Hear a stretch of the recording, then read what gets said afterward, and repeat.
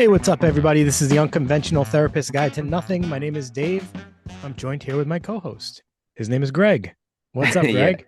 No, I only laugh because not because I think it's funny, but we're talking about how maybe you're feeling a little under the weather, and then as soon as you talk, I'm like, "Ooh, I can hear it." You know what I Jeez. mean? When you can hear it a little bit with people.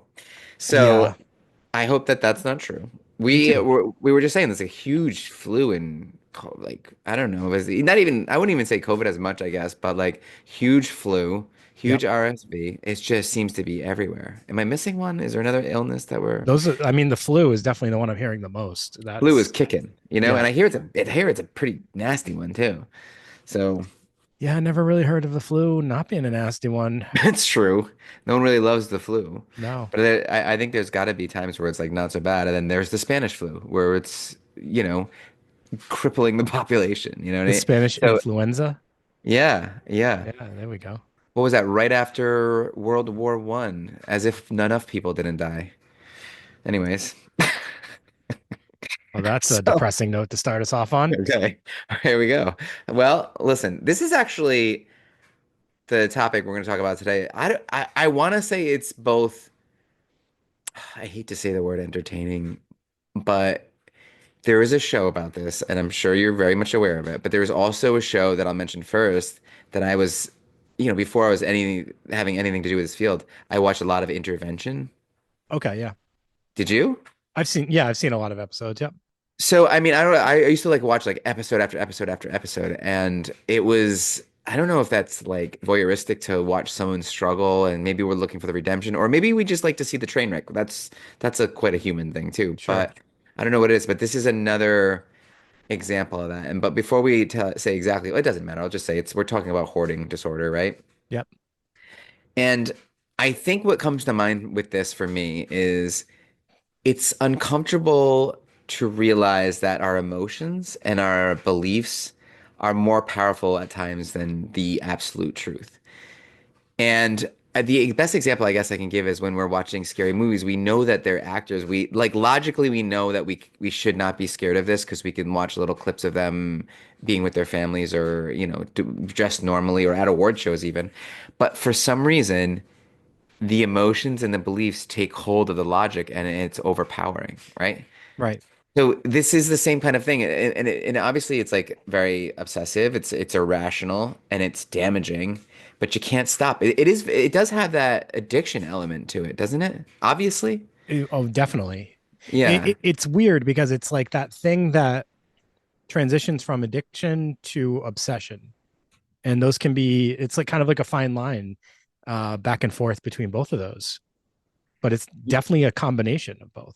It is, and it's funny because sometimes we don't give the things that don't have a chemical dependency or the change, like, hack your reward system in the same way as like, a drug can do, like heroin or an opiate, like cocaine, whatever. They can, alcohol, obviously, you get physically addicted to them. But these mental addictions can be just as powerful. I mean, they really Yeah, can. for Or sure. or can they? I don't know. What's your Dave, honestly, like before we get into this, like what's your take on that? Is that like is the hoarding addiction as powerful as other addictions? I mean, I don't know if that's a right or a One wrong. 100%. Okay. I absolutely think it is. Hmm. I think it's an interesting disorder because it really, for each person, it can look so different. It can have different rationales, different reasonings, which we'll get into.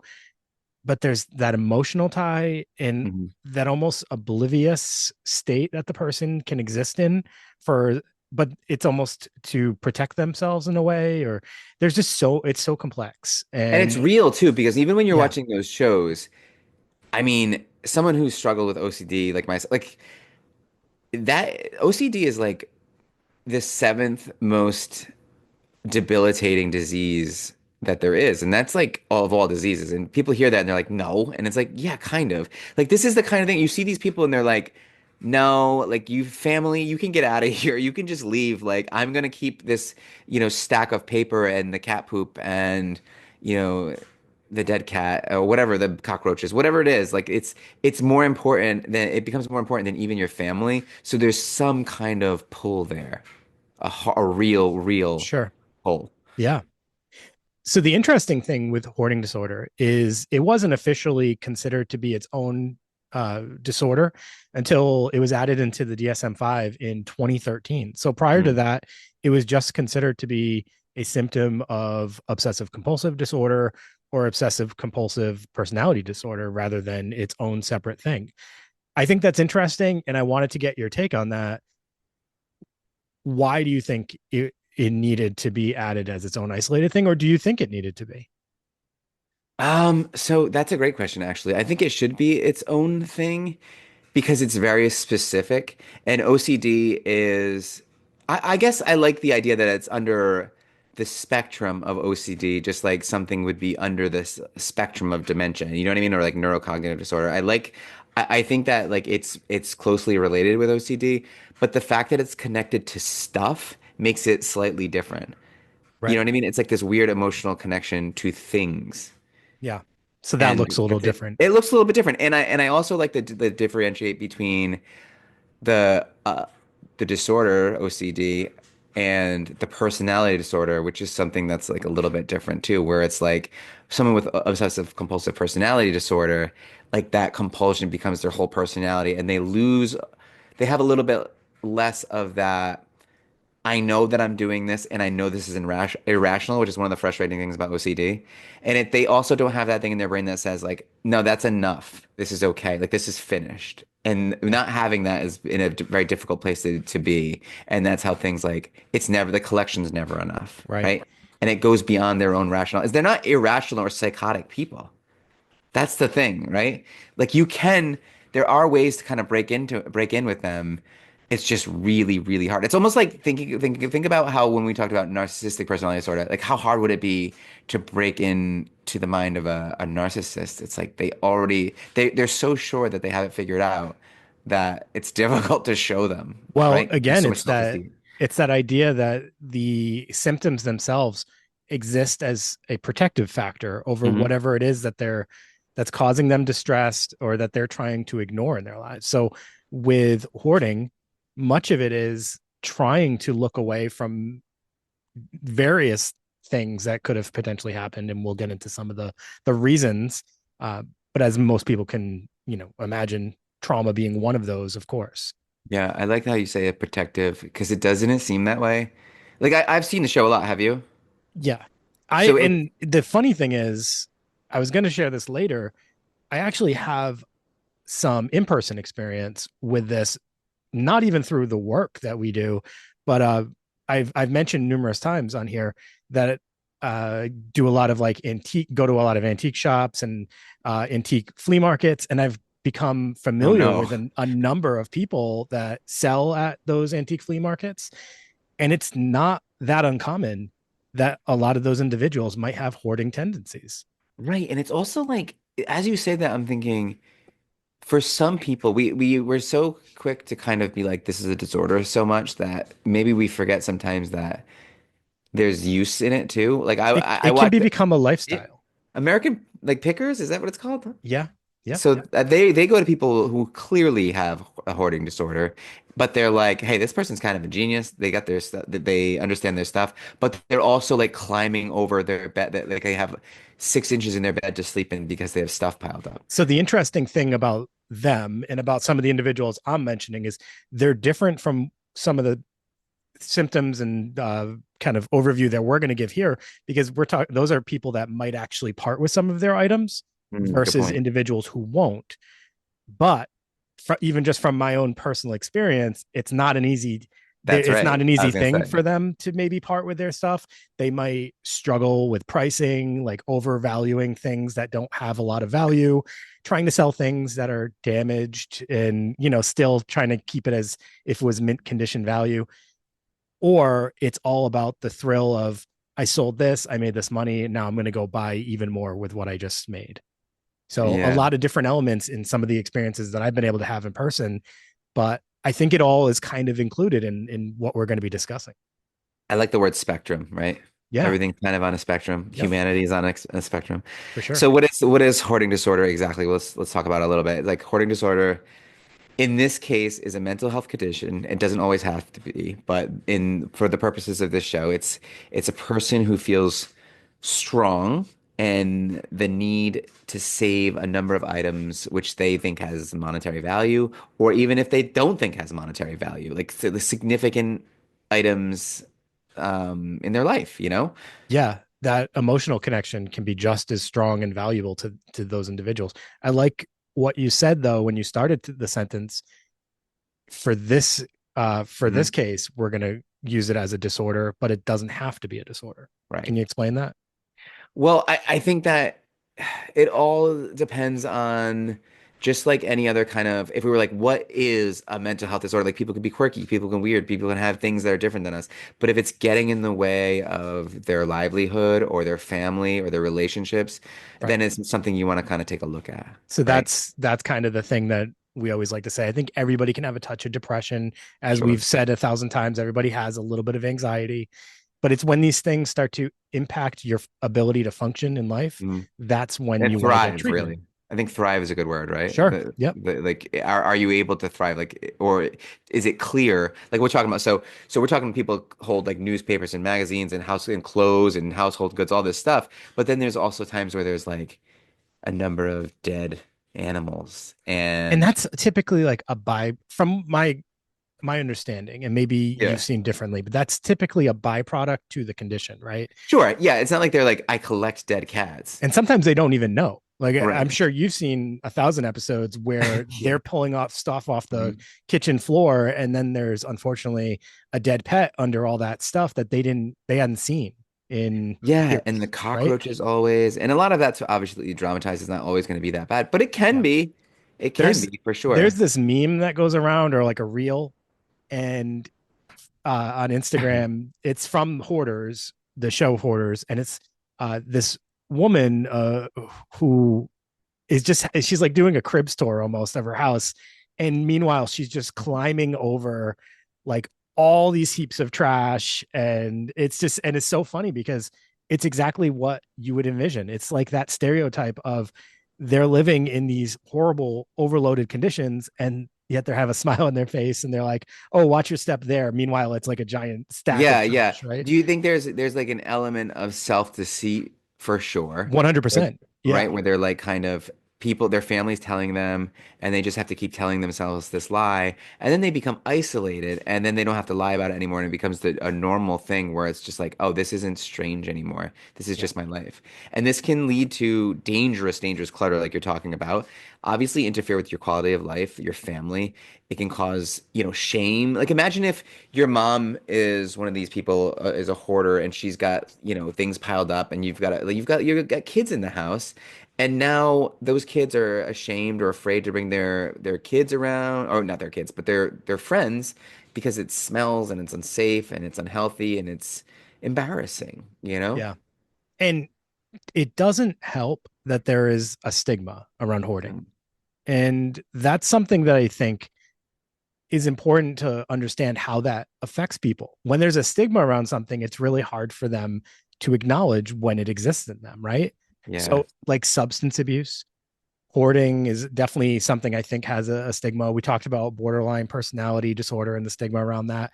When there gets to be this negative stigma or these stereotypes that get thrown around all the time, and everyone has just this one understanding of it, I think it makes people feel like, I don't want to be that Uh-huh. stereotype. And then they do that self deceit thing that we were talking about, or they just hide. Yeah, or they do that CBT thing we talk about where they tell themselves a story that it makes it okay to do what they're doing. Yeah. I guess that's self-deceit too, right? Right. In a nutshell. Have you ever seen, Dave, we kind of come from the same generation, but I think that maybe this was before our time, but my father and I used to watch a show called Sanford and Son. I never watched that. I know of it, but Oh, I man, never it's watched actually it. like really good. And he worked at like they lived and worked at a junkyard and just reminded me of this a lot. It was a really funny show though. Anyways, Dave, how does something like this kind of develop? Well, the thing with hoarding is I think that it can be very individualistic. So for some people, it can progress over years. And I think this is why we might see so many, at least what we see on media, and a lot of people, when they actually acknowledge that there's an issue or their family acknowledges, they're usually an older individual, maybe I'm not saying this is super old, but like in their 50s, 60s, Mm. to the point where it's, maybe they're so isolated and they're starting to have health issues, things like that. And people can't even offer them support around that. So I think that it can kind of sneak up on the people around that person because of the isolation, like the isolated nature of the disorder, right? Yeah. Or people avoid going to like so and so's house because it's, oh, it's so cluttered all the time or it's so dirty. They avoid going. And then when, they go back again years later, suddenly it's like, whoa, what just happened here? Yeah. And the person doesn't even really see it, of course, because it's been gradual. It's almost like that idea of like if you're in a bathtub, like you can boil yourself to death if the heat is incremental enough. It's just Yeah. this what can happen, you know? Or if it's like, Greg, if I told you one of your kids looked fat, you'd be like, well, I wouldn't know. I see them every day. So Yeah, yeah, yeah, yeah, I'm yeah. just kidding. All of Greg's kids. They're all fit. They're all so fit and buff. So some of the things that might start to develop is this difficulty of letting things go. This could be throwing away, selling, recycling, giving away. The clutter. These are all the like early warning signs of clutter. They make it difficult for the person to easily move throughout the home. The pile of items keep tipping over. So, like you mentioned, the newspapers, magazines, things like that. Uh, they might start sleeping with the items in their bed or on their bed, or they might have difficulty organizing, categorizing, making decisions around the stuff, spending time moving things from pile to pile without letting them go. They might have like a maybe pile, and that maybe turns to almost there, and then Yeah. it just never happens. Uh, they might have like excessive shopping or collecting sprees and things like that. And the biggest thing is there's no realization of the seriousness of the problem. Now, I do think it's important to recognize that not everybody who has some of these symptoms or these early warning signs is going to progress to being a serious hoarder. There's No. plenty of people who might exhibit some of these behaviors and not have a hoarding issue in their life ever. Yeah, and I think like it's almost when we say not realizing the seriousness of the problem, it's almost as if, as far as we know, because I really do believe that.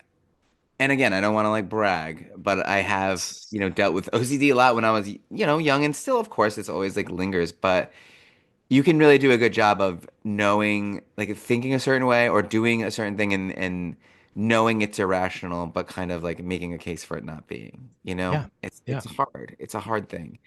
So I'll talk a little bit about like the difference between hoarding and collecting because I actually, you know, we talked about in the past how like we've had bouts with anxiety and stuff like that. And way back when I first got out of the Navy, I struggled with anxiety a little bit. And collecting isn't something that I did to calm me, but watching American Pickers was for whatever reason mindfulness to me before I even knew what it was.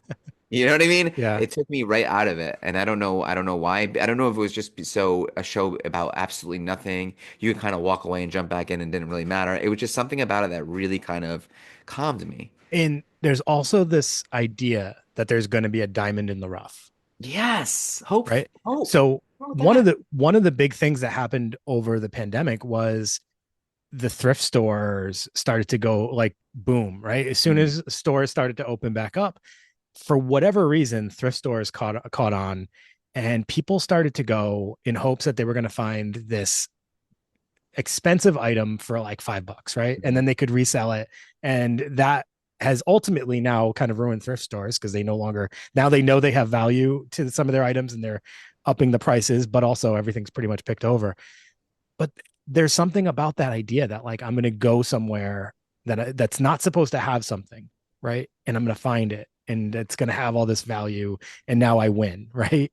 It sounds almost, Dave, if I can be, you know, frank, candid with you, Sure.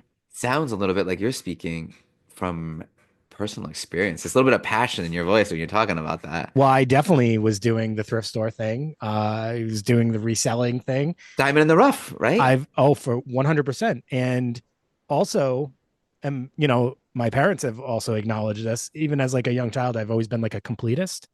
So if Mm. there was, let's say McDonald's had a Happy Meal and there was six toys, I needed to have all six. All Mario 3. You get the Goomba and everything. I'm trying to think of what would it was more like Ninja Turtle stuff usually back then. I'm trying to The think of what other. Halloween chicken nuggets. Yes, yeah, things like that for That's a sure. good one. And Yeah, I'm still like that. If I get something, I feel the need to get a set. I I have to like get a that. set. It kind of bothers me if I don't.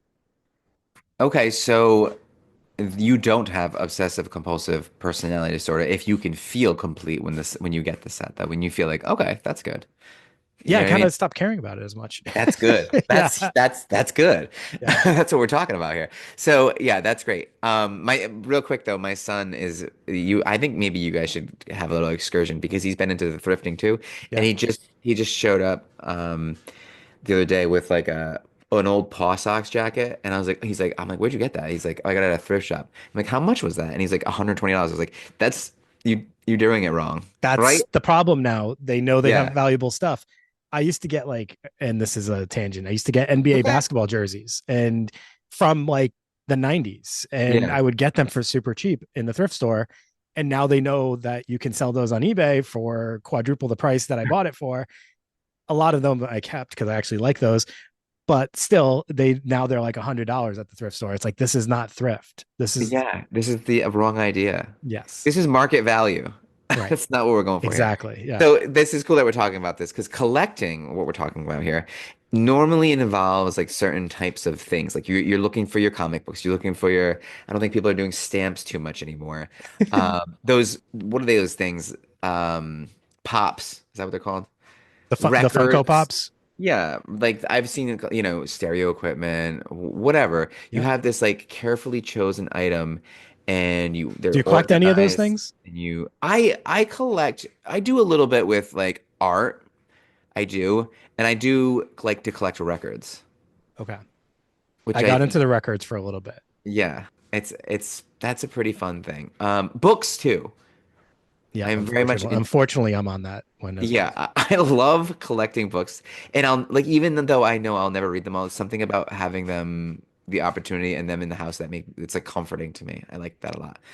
But hoarding is a little bit different. So hoarding involves, you know, things that there's little or no monetary value. We'll start with that. So like when you're Yeah, collecting, it's like the idea is, all right, I'm collecting this and I understand like there are other people, it's almost like other people agree that there's something important about this thing that I'm collecting, right. right? It's not like a bunch of broken pieces of paper and wet envelopes and broken toys that is causing this horrific family disruption and they're holding on to it so tightly. Now that's hoarding.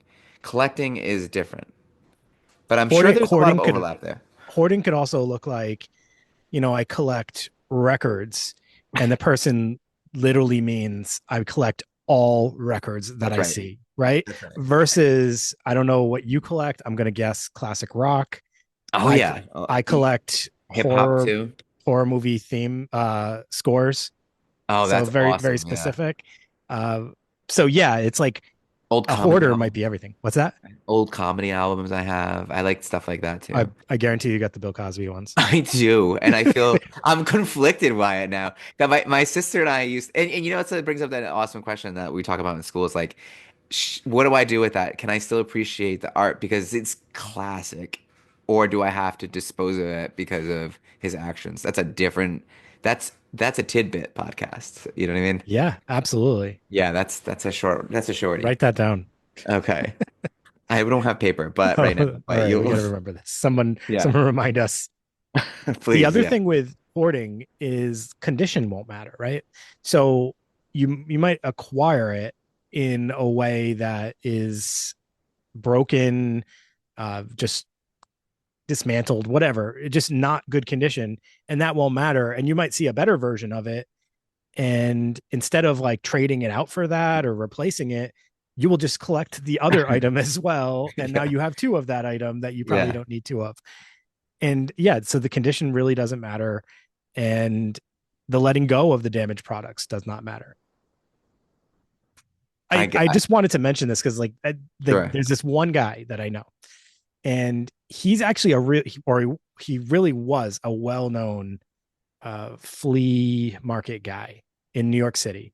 High Okay. end items, was selling all this stuff, sold to some pretty big names, and now he's still in the game. He is like so many what do you call them, storage lockers filled with all of the items that he's supposedly selling at some point. But he has a school. He bought a school, and it is to the point where it's dangerous to let people go in there. It's a liability for him to let people go in there because of the condition of the school with all the stuff in it. And the parking lot is full of all of his items, cars, everything. And I have witnessed him have things on his tables at the markets that are broken, that are just items that should just be discarded. Like it's Yeah. this item's done. Like it's just he throws it in a bin, not even covers, puts it in his van, and then he goes to the next show. So And that brings up an incredible point, Dave. Like, I'm glad you brought that up. That was a smart thing to bring up because that highlights this idea that inside some of these disorders lies genius. And that goes for music, especially sure, poetry, writing. I mean, come on. Like, I mean, music. I like Kurt Cobain was disturbed, right? Chris Cornell is disturbed. The Chester Betting, like all these people who have like serious mental health disorders were distorted. I know there's like a lot of like addiction in there, sure. but even just we see with like bipolar disorder and like Kanye. I mean, and, I know Kanye is what he is, Say but that like, again. come Say it on, again. Kanye. Yay. I like the emphasis on the yay. Yeah, I mean, it would be hard to deny that there isn't some level of like, He even though sees he, music as colors. I mean, yeah, there's definitely something there with him. But yes, unfortunately, because of his disorders, he can't rein himself in at times. but the question would be like, had it not been for the disorder, would you have ever heard his name? Yeah. Absolutely. You know, Absolutely. I mean, so You it's like know, a I was funny you bring that up, and you mentioned writers too, and I actually was somewhere today, and No Reservations was on TV with Anthony Bourdain, yes. and he was he's a writer, but a fantastic traveler and documenter, and he did so many cool things, but obviously somewhere also tormented with depression Yeah. or who knows what else. I'm not too familiar with kind of what got him to the point where he took his own life. But again, another one that, Hemingway. would you ever know these individuals if it weren't for their pain and suffering? We wouldn't know Viktor Frankl, That's true. So it's Yeah. like, boy, I don't know.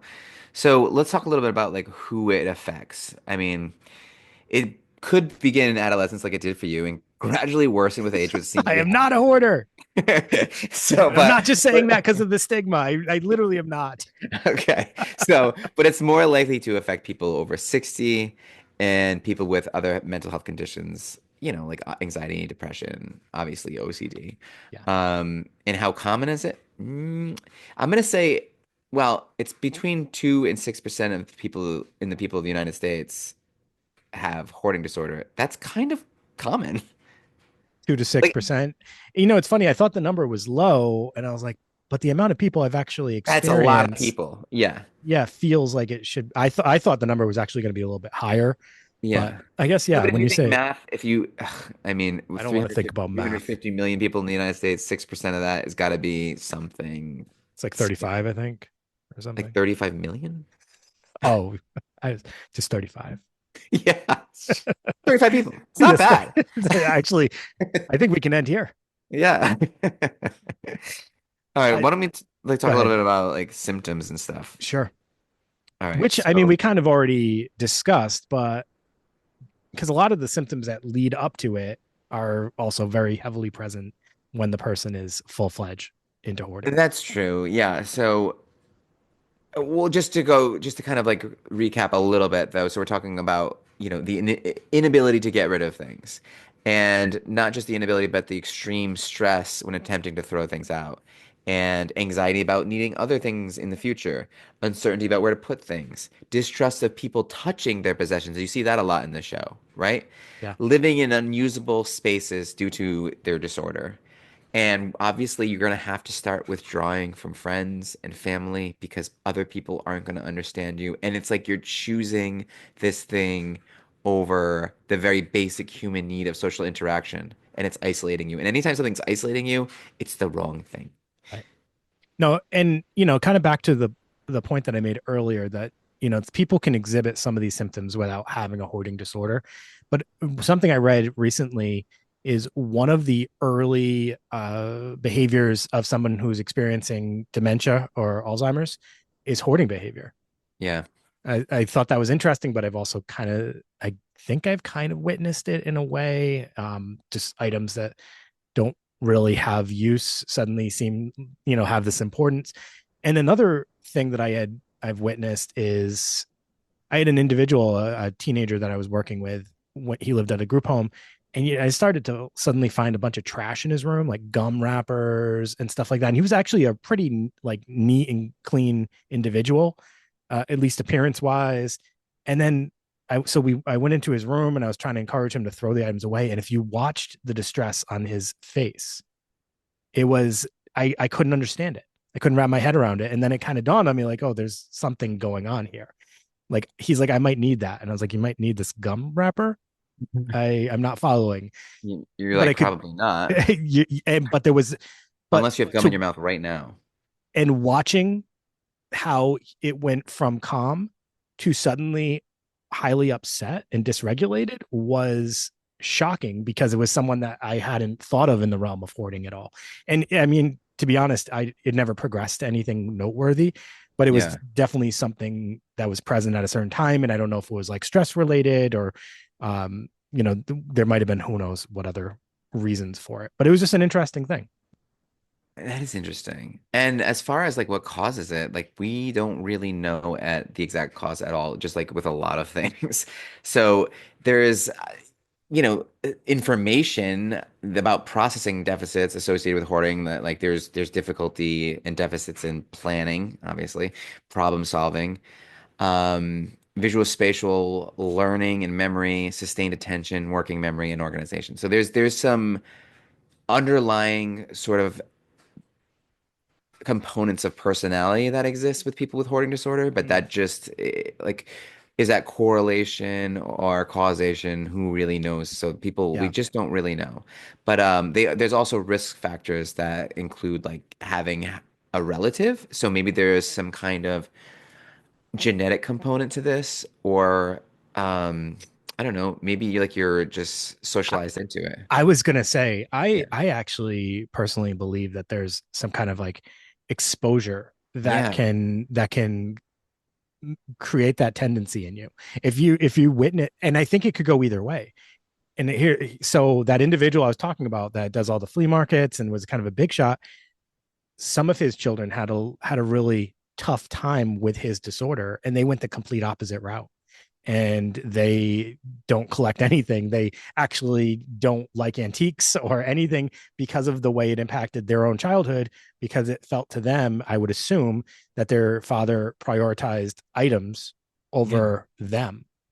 And he had some pretty specific examples of times he knew that it took over. Like he was telling me about this time he took his grandson and his son to the aquarium. They were doing like a family trip to the aquarium and they stopped in this gift shop. And suddenly he spotted this deal at the gift shop. And it was like some percentage off these books. And they were actually like older books. And it caught his like, that flea market eye that he has. Like, mm, And he wiped all the shelves and started to make them help him carry all the books out of the store. yeah. And they were so pissed. And he Well, couldn't see like how irrational it was in the in moment. retrospect, he sees it now, but in the moment, it was like he calls it a bug, Yeah. and he has an interesting origin, which uh, I did think talking about this a little bit might help kind of explain how things can lead to this. So he was actually caught in the middle of a messy divorce, and his mom, he was literally being tugged by both sides, but neither side truly cared. It was Yeah. more of a possession thing. He was a possession and they were winning. Whoever would get him would win. You know what I mean? Yeah. So at some point, he kind of, I think he connected with items more than people because he felt safer with items, like they wouldn't hurt him. Wow. So I think that was pretty impactful. And there's a lot more to his story.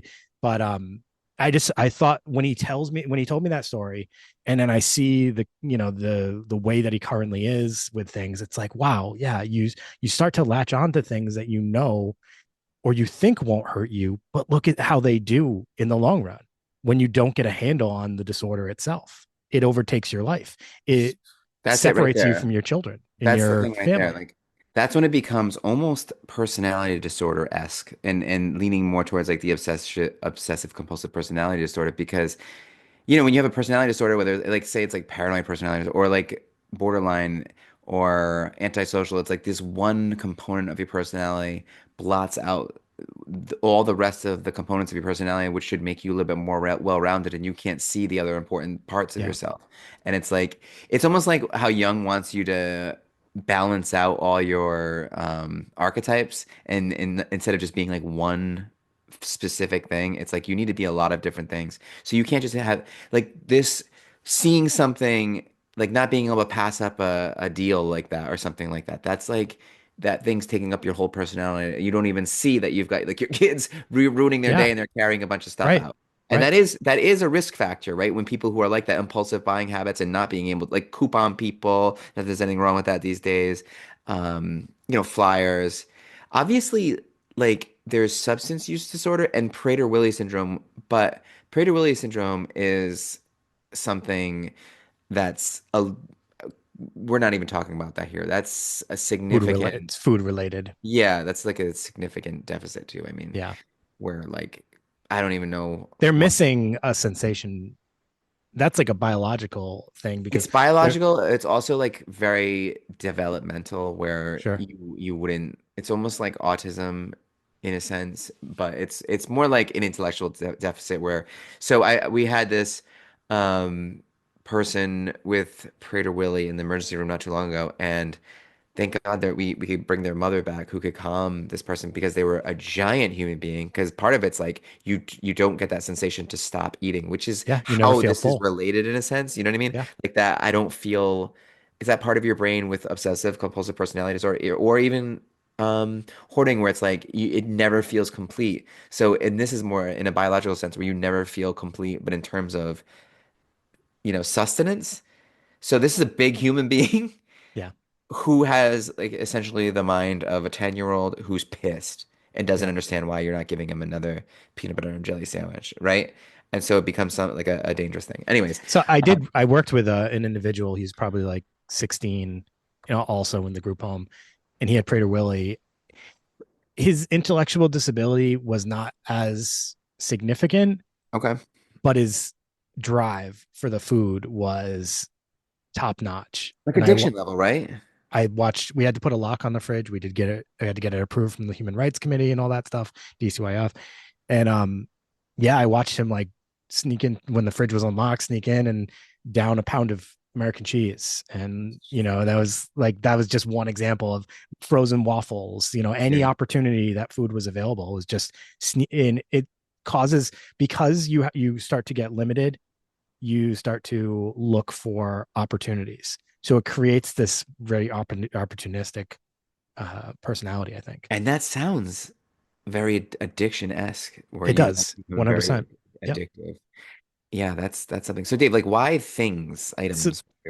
I think I kind of answered this already when I was Yeah. talking about that individual. But again, I think that inanimate items don't speak, they don't Mhm. judge, they don't criticize.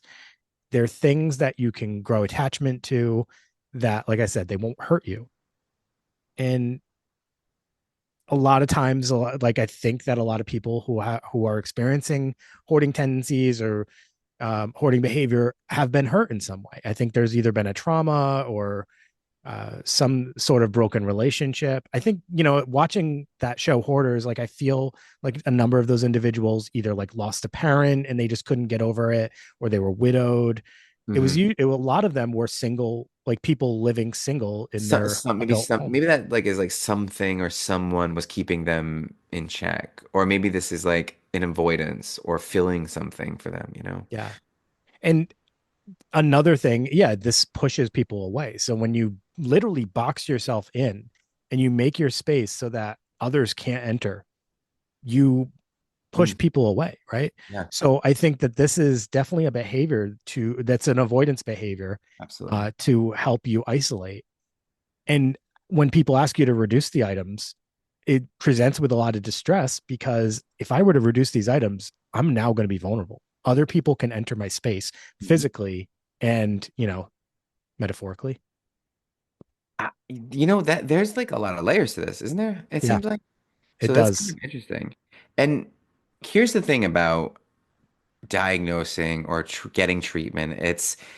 When you have, we've talked about this before with bipolar, when someone is manic, they're not coming to seek treatment. When someone's psychotic, they're not coming to seek treatment, right? So when you have hoarding disorder, you're not really going to be going to seek treatment because you're not looking to get help or you don't feel like you need help. So it's like Yeah. your family members, your friends reach out to someone and then they have to have this, This I is don't know, like the intervention. intervention Yeah, that you were talking about. that's exactly what it has to be because without that, and then there's a difficulty of like revealing to the person that what you're doing is damaging yourself. It's damaging your ability to thrive, like we talked about. Like it's like creating like a failure to thrive situation. It's d damaging your relationship. It's m making you alone, and it's your quality of life is going down the tubes. And maybe these animals or these things that you probably love, like you have to see that you're hurting things more than helping things. It's almost like you have to show them it's like you have to look at their own darkness, like their Yeah. shadow, which is a scary, hard thing to do. And I don't know. I mean, obviously, you treat something like this with CBT. Beyond that, there's, like any I think SSRI exposure or would be exposure something. for sure. Yeah, that's under the umbrella of CBT too. Like exposure for sure. Of course, you're gonna have to like exposure to response prevention, just like you would for OCD. That's why there's a lot of tie-ins there. It's like, all right, so watch this thing. We're gonna start slow, like we would with an hierarchy for exposure. We're gonna start slow. We're gonna take these envelopes, maybe these dead cats, maybe these Jeez. cockroaches. Let's get them out of the house. And you're gonna sit with that and you're gonna watch it happen. You're gonna expose yourself to not to just the act itself or the thing going away, but the feeling. And then when you realize that you're okay after a little while and you don't have to have this like intense response, then we move to the next step, right? It's like slowly but surely seeing your life change for the better, hopefully, And then the other version of that is somebody just comes in and takes care of it for you, and you sit there and freak out. completely distressed, Yeah. and you have to That deal would with be it. flooding, right? Flooding. That's flooding, yeah. So And sometimes it gets to that point where you lose the ability to even have choice, right? It might, yeah, your house could get condemned. that's absolutely true too. That's that's true too. And then So I that person think probably ends I up in a real bad spot. yeah, I think the treatment for this is about avoiding getting to that space where you no longer have choice. Yeah. So So and when they talk about prevention, it's like, all right, prevention has to do just like with anybody else. It's like, how is your life set up? It's almost like luck. Like prevention's fine if you got this super supportive family, but if you're a widow and you don't really have any close family and or a widower and you don't really have anyone around that's always checking on you, prevention's tough, yeah, right? You got to find some meaning in life, and sometimes this is what it is. yeah, And that's the problem. I think is this becomes the person's meaning. yeah. And they're never going to look on their own for something to help them, I right? think I think it may provide meaning, but it lacks fulfillment Yeah. because it just becomes an existence versus like I'm working towards something. So it's kind That's of true. a dead end in some ways. Yeah. So, I mean, for me, like I've got a lot more notes, but it's kind of like more of the same. I mean, we talk a little bit about like what CBT would do, but it is just about like identifying those thoughts and beliefs relating to getting rid of these items. Like, what's that really going to be like? Have you explored that a little bit and resisting the urge, like you talked about, right? Yeah. So, getting rid of the stuff and then resisting that urge to get more items, that urge control thing. I mean, maybe removing stuff in your home with a therapist with you or a personal organizer and like a team, almost like a team effort for these things. I don't really like it when in the episodes, especially where someone comes in and they're like, all right, we're getting everything out of here. Even Yeah. though before I did this work, I was like, yeah, like get out of the way, lady. Like it's time. You almost feel like that. This is for your own good. But it's like, you don't know what that person's going through. It's kind of harsh. Yeah. The other part is it feels as though it would make sense to try to replace items with relationships if Mm, possible. So if you were working with someone, maybe trying to find some support network, some social outlet for the individual, because I think what you'll find is a lot of these individuals probably lack that. And yes. like we talked about with, lacking meaning or, what gives you meaning? Sometimes giving what gives you meaning is being someone for someone else at times, being able to support other people. Being isolated can feel very alone and very debilitating. And I think that's kind of they almost create their own existence, their own world, right? That's where that Yes. kind of delusion comes in that like this is okay. The delusion, yeah, that's exactly what it is. And it's funny, there's like this quote in Oscar Wilde, something or other. I can't remember if it's from Dorian Gray or whatnot, but something that we read at some point. And he said something like, "A gentleman knows well enough, but everything a fool knows is bad for him." And it's like when you said the meaning, like they're searching for meaning and they found meaning in this, and it's like, I guess it's a messed up way of saying like you can find meaning in the wrong things. And I guess the way I best understand that quote is like a person who's sane, like what they know what the right path is in a sense, and sometimes they just kind of lie to themselves about it. But a person who's kind of like lost that sanity, everything they know is bad for them, and that's a Mm, weird kind of place. And it's like, how do you tell someone this thing that's so meaningful in your life is wrong? That's yeah, hard yeah. and messed up and like maybe pretentious. And is it right? And I guess it is if it's for their own safety. But man, I can tell you a quick Mm-hmm. story. Like a woman came into the hospital the other day and was like really, really old, and her husband. It was just like a lot, and like there was issues there, and she should have been sad, and she was like 90 years old, and it's like, don't send her to the emergency room. Like even if you think it's for safety, it's like there's something about like there's a dignity there that's like you're taking away, putting them in this kind of shitty environment that they don't understand why they're there.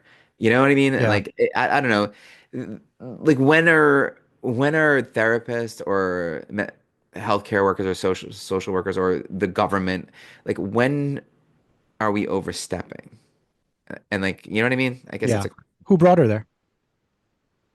so it was from a facility, which is even worse because it's like, what the heck is this person not going to do anything? Like I can't say too much about what it was, but it was like Sure. it was one of those situations where like they said something that was congruent with what was going on in their life, and it was misconstrued as like almost like SI. Do you know how many elderly individuals say like statements about wanting to go to heaven Of or course, and see just their kind of friends being and shit. You know what I mean? right, Like I right, or mean, just being kind of done, just being done. and it's like, yeah, dude, that's okay. Because if that was me, I'd be like, leave me I'm pushing 100. I have this woman that I work with that's like 84, but she has autism and dementia, and every now and then she'll just come out and go, I can't wait for the good Lord to take me. And Yeah. like, and people ask me, is that should we document that? Is that I'm like, she says it every other day or something like that. Mm. It's not that serious, but by all means, please document it. However, she's not making an actual threat on her life. No, So no. yeah. Like have a little common sense, I think. Right? It feels like sometimes people in our profession can be nervous about That's it. what if I get it wrong, right? Hmm. And I get it. There's liability, and that is something that is always on our mind. But But don't let getting it wrong get in the way of like getting it right. You you know what I mean? could Like you the could fear of really getting it ruin wrong. someone's You know what I day, mean? week, Yeah. month, Yeah. Like, life. is this good for them or is this good for me? Right. You know what I mean? Like that, there's a That's difference. schools do that a lot with Yes, their they do. blanket statements about, especially with SI or threat, or like Mhm.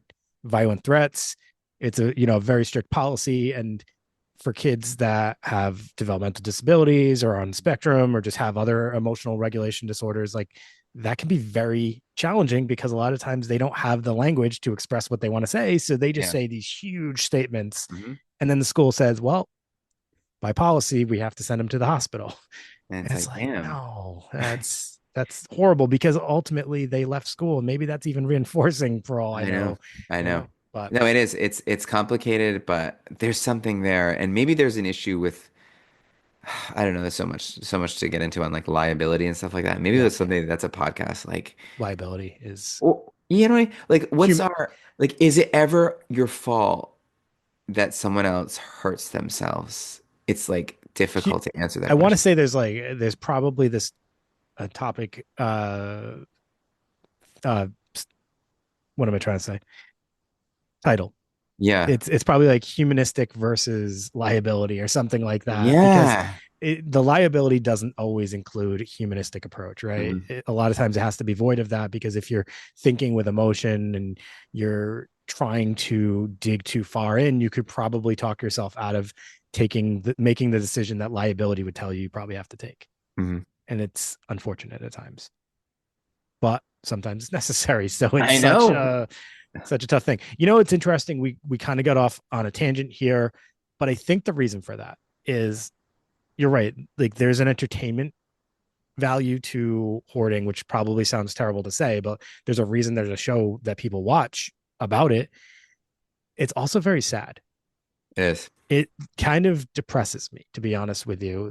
The whole idea of how somebody struggles so hard and can live in that deceit and isolate themselves away, and even just watching someone struggle with letting go. It's a really sad disorder. And I think that I was going to ask you, like, the stigma around it. Do you think there's a stigma? Yeah. Of Right. course. Yeah. Yeah. Like, I mean, even there's even a guy in the city I live in who like got in trouble from the mayor because he had a bunch of stuff in his yard and there was like a whole like blowout about it and Right. all the neighbors were like calling Neighbors, on him. when you live in the suburbs neighbors get pissed, and it's Yeah, they oh, do. it's such a it But and kind of then at the drives me same time, if nuts. you're the neighbor and you've got like, milk crates and like things flying into your yard, Sure, um, maybe, I don't know. It's I get it. yeah. But when someone's struggling with something, it feels like, is there another way we can approach this? But I know there's not always. Yeah, I know it's a tough So thing. there is a stigma, and I think that I wonder how much that stigma plays into identifying younger individuals with this disorder I guess it would be hard to, yeah, because they're all hiding they're all hiding. and they're probably not listening to this. I'm assuming, but just an Not assumption. according to our demographics. Right. What are we like 40 to 80? Yeah, like this little 18 to 25 and then 40 to 80. Yeah. Those are our sweet spots. All right. Well, Uh, that'll wrap that up, I think. so just some housekeeping Yeah. about the pod. We, as Greg mentioned, the mini episode comment he made, we have started to do an Apple subscription and a Patreon. So if you want to get access to little mini bonus episodes, we'll be trying to put those out at least monthly, maybe more if possible. We have one out currently that kind of coincided with the Heartbreak episode. So if anyone's interested, the rates for the subscriptions are super cheap and it helps support the podcast. But also, if you, I think it's the Patreon one, if you enter your mailing address, if we ever have anything cool, any merch or stickers or whatever, we'll mail you them. So just a little perk there. Also, though, somebody left. Oh, I want to say two things about listeners and their feedback. So got some really cool conversations going. I just want to give people a heads up. I think the next two episodes should be user listener recommendations. We had one that someone reached out to us about the other day, and it's been on our list forever. I think we should just get to it because it's actually something that he's going through or has been diagnosed with, and I think it's rather fascinating. So I just want, if he's listening, I definitely want to get to that ASAP. And then we have this other long-term listener who we've read his fan mail, Tyler, and he had recommended an episode topic, and I feel like that was a little while ago now. So I definitely want to get to that for him Okay. because he's been a listener for quite some time. But the other day, somebody left a comment saying, "You guys need to make merch," and they want to see shirts with that say Greg Slenderman. So I thought that was great. If you guys get the reference, that's kind of a throwback to numerous Yep. early episodes, I The believe, first episode that we said that in was Urban Legends. Urban Legends. And I Yeah. think that came up numerous times after because of your pronunciation of Slenderman. Slenderman. Slenderman. Yeah. But I wanted to see if anybody's willing to draw like a Oh, logo for Greg Slenderman. I would love that. And maybe that will be on the shirt. yeah, Slenderman with a mustache. That'd be something. That would be something. I need to see that. If someone doesn't do it, I'm gonna end up trying to take a stab at it myself. But yeah, send us either email utgnpodcast@gmail.com or hit us up on social media if you want to try and create a logo for Greg Slenderman. That'd be great. We would That'd be love it. great. So, all right, everybody. Thank you so much. If you haven't already, please leave a rating, subscribe, like, thumbs up, all that stuff, whatever platform you're using. We super appreciate it. But also, reviews are like the biggest thing that we can ask for. They help out so much and they're so greatly appreciated. Yeah. Even the ones that we don't really necessarily like to read, still appreciate that the person took the time to And critique say us, whatever mean stuff you need to. Just I five guess. star it. As long as you 5-star it. Yeah. Yeah. But Like you could write, this is the worst podcast ever, 5 stars. We will appreciate that. we will. And it is nothing that we probably haven't heard in our personal lives. So Yeah. feel Yeah. free. All right, everybody. Have a great night. We'll see you next week. Peace out.